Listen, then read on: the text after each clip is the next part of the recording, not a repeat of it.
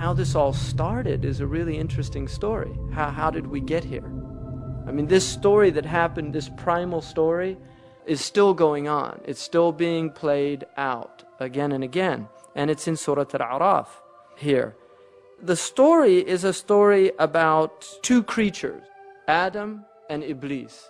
The dominant opinion is that he was a jinn, but he was allowed into the court of the angels, this angelic court.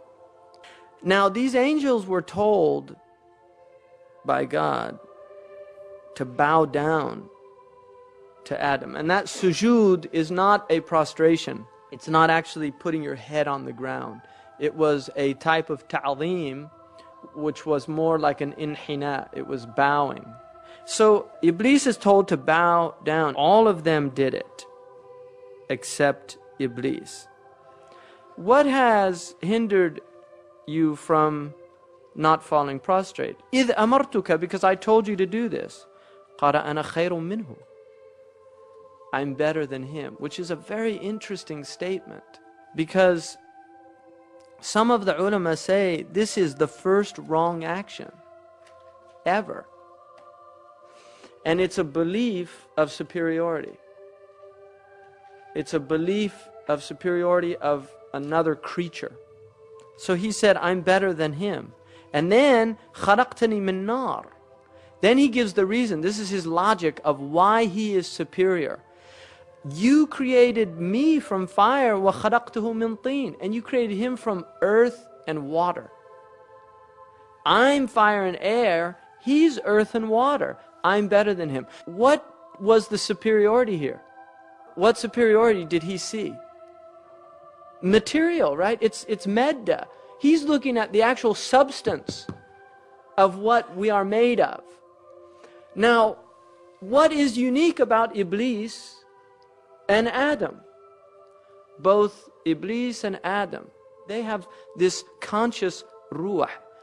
They have this conscious knowledge of God that other creatures don't have, whether they're made of fire, earth, water, whatever they're made of. So Iblis was looking at the outward of the situation, and he's saying, I'm better than him.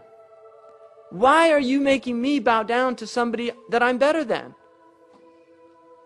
This is his logic. And there's a lot of people that fall into that type of reasoning in the world, and it causes immense problems in the world. قَالَ فَأَهْبِطْ, then go down. Now this is a command to him. مِنْهَا فَمَا يَكُونُ لَكَ أَن تَتَكَبَّرْ فِيهَا. It is not for thee to show pride here. In other words, you're in the divine presence. This isn't the place for pride. If you're aware of God, you can't be in a state of pride. And therefore, he was cast out of this presence, because the two can't go together. And then he says, فَخْرُجْ إِنَّكَ مِنَ الصَّاغِرِينَ. Get out of here, because you are the saghir. You're not better, you're worse. You're the humiliated one because of your pride. Because of your pride, you've put yourself under the thing that you thought you were over. So the actual thinking that you were over this other creature has put you under that creature by default. So go out. His kufr is called kufr al-isyan. It's the disbelief of disobedience. And then he says, قَالَ أَنظُرْنِي أَنظِرْنِي إِلَى يَوْمِ يُبْعَثُونَ. Give me some reprieve. قَالَ إِنَّكَ مِنَ الْمُنظَرِينَ. You've got this reprieve. قَالَ فَبِمَا أَغْوَيْتَنِي. This is really key here. بِمَا أَغْوَيْتَنِي, now, because you led me astray. Right? So he's blaming, now he blames Allah. This is the beauty of Iblis. Look at this foolish intellect. First, he says, why didn't you do it? And he says, because I can't do that, I'm better than him. Then he says, Bima aghwaytani, you made me go astray by telling me to do it in the first place. Because I couldn't do it, you said do it.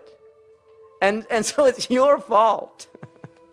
It's not my fault, it's your fault. See, he's blaming God for his problems. بِمَا أَغْوَيْتَنِي لَأَقْعُدَنَّ لَهُمْ صِرَاطَكَ الْمُسْتَقِيمَ. I will now lurk in ambush for them. In other words, these humans. Because you told me to do this thing. So it's both of your faults. You told me to do something that I couldn't do. And the reason I couldn't do it is because he wasn't worthy of it. So he's got two adversaries here. He's angry at God and he's angry at Adam.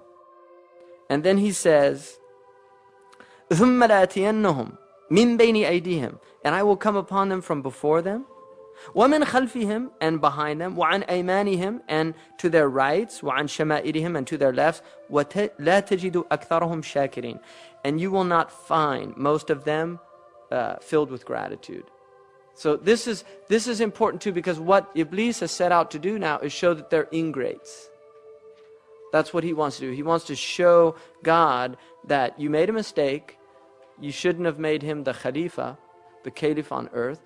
And you're going to see that they're not going to be grateful for what you've given them in the first place. And so it's very interesting, this story, because what it's telling us is that if you place God in his right position and you place yourself in your right position, which is that you see God over you and you're under, in prostration, in this state of submission, shaitan has no access. When does shaitan flee according to the hadith? When you're in sajda. Because he can't bear that. Humility before God. And then Allah again, قَالَ خُرُجْ مِنْهَا مَذْءُومًا مَدْحُورًا. He banished them again, degraded, banished. And then he says that whoever follows you, لَمَنْ تَبِعَكَ مِنْهُمْ لَأَمْلَأَنَّ جَهَنَّمَ مِنْكُمْ أَجْمَعِينَ. I'm going to fill Jahannam with them. Those people that follow you, you're their imam. And you're headed to that place, so you're going to take them with you. So if you take him as an imam, that's where he's taking you. So Allah gave him the ability to go into our bodies and play with our minds, to be able to so inconspicuously sound in our mind as if it is our own deep thoughts, but it is actually shaitan saying his worst and evil words into our mind, whispering into our ears. And then shaitan said,